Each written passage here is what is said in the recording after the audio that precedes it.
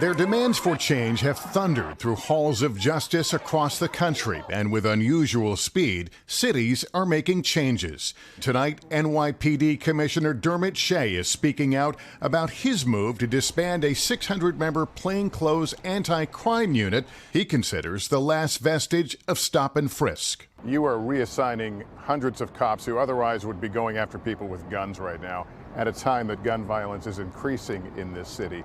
Is that a good thing for policing or a good thing for the community? I think it's a good thing for both. It's listening to the community, it's building trust with the community. It's not without risk, and that's being brutally honest. I worry about rising crime, but I do know that we can do things differently. I want to be clear to the community too. We're not stepping away from keeping New Yorkers safe. Is the culture of the NYPD part of the problem, part of the lack of trust between the community and police? Yeah, I think so. I think so. Like any great agency, we are a proud agency. It's made up of, I think, the best this city has to offer.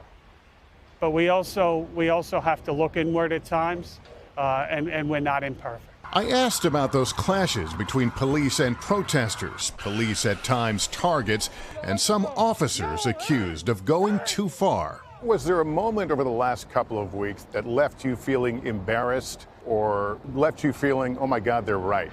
My overwhelming feeling over the last 2-3 weeks is proud of the work that law enforcement has done in this city under extremely difficult circumstances. I'm talking about bricks, fire extinguishers, being shot at, being stabbed, having Molotov cocktails thrown.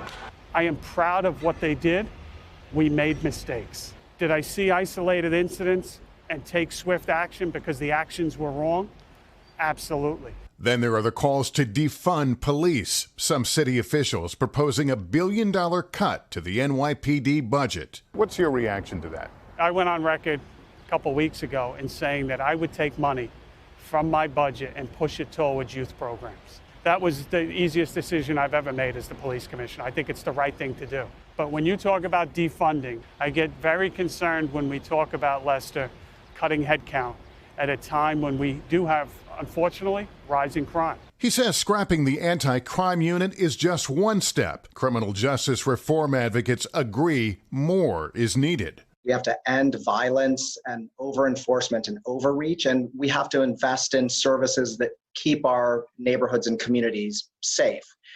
That's the work that has to happen above and beyond what the NYPD is starting to do. Would you have made this change if not for the protests? What I can tell you is, well over a year ago, I was thinking about this. I think it's impossible to answer totally without being in that situation. Maybe not.